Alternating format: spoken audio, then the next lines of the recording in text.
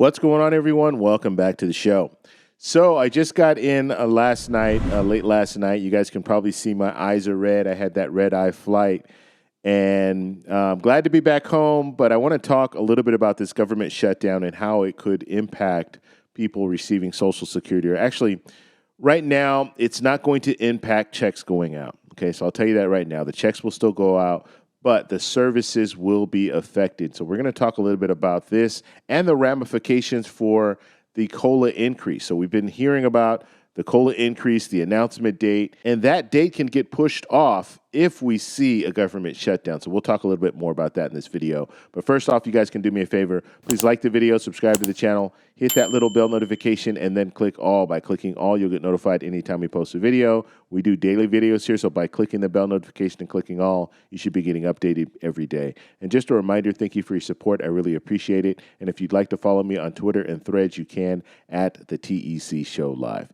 You can also follow my travel adventures. Even though I'm at home, I'm still going to be posting things about my travel, so you can follow me on Instagram at Travel Explore Click. Okay, so I want to show you this article. This is coming from Reuters, and this was just released yesterday. And it says here, U.S. government shutdown could delay news of Social Security increase. So this is what I've been talking a little bit about when it comes to services. So we know that a government shutdown is not going to impact the checks going out. People will still receive their checks on time.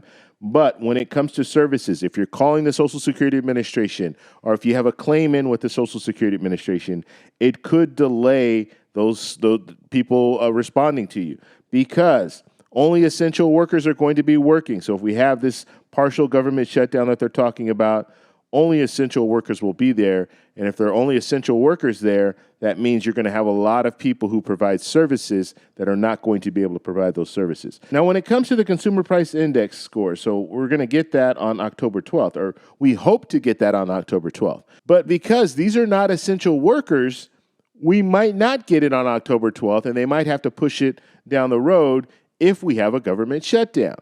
And it's looking more and more like we're going to have a government shutdown. So this is probably going to mean that we're going to see a delay when it comes to the announcement of COLA. And we've been talking about the announcement. I've told you guys it's probably going to be around between 3% and maybe 3.4%, somewhere around that number. I've been giving you guys spreadsheets so you guys can see what to anticipate when it comes to a COLA increase. And I know I've had some people also say this, and I want to talk about this right now. People say, well, it's simple math. People should be able to figure it out. But you know what? Every time I tell people, okay, it looks like it's going to be 3%, the first question in the comments, and you guys can check out my comments, the first question in that comments is, I get $1,507. What does that mean for an increase for me?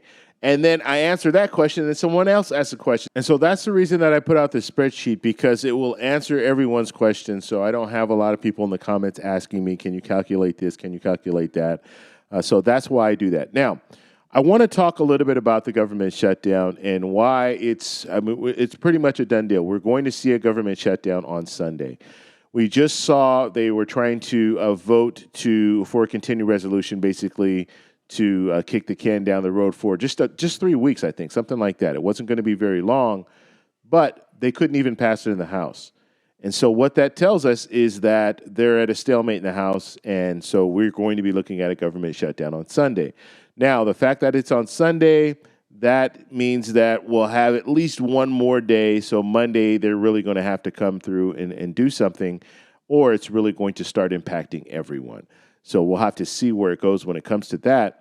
But government shutdown looks like it's going to happen. So it'll happen Sunday morning, very, very early Sunday morning, which means that you're going to have national parks. A lot of national parks will probably be closed, as well as if we hit Monday, you're going to see a lot more closures and people on furlough. Now, this is not good for anyone, okay? So I've heard some people say also in the comments saying this is good. If we have a government shutdown, it will be good.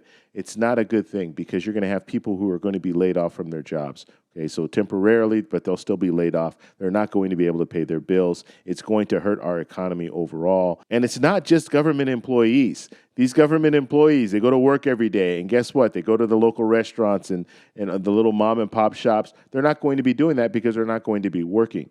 And so that's going to impact those people as well. So this is going to have a ripple effect. And so this is not a good situation. And the reality is some of these politicians that are holding this up right now and forcing us to go into a shutdown, they voted for spending bills in the past. And so that's what's really sad about this whole situation. And so we're going to have to follow the story. That's all I could say at this point. But I just wanted to let you guys know when it comes to the COLA announcement, we could see that postponed. We could see that pushed off. And it's based on the CPI. If we don't get a CPI score, then they have nothing to go off. They're going to be using the CPIW, but usually what happens is we'll get the CPI score and the CPIW score.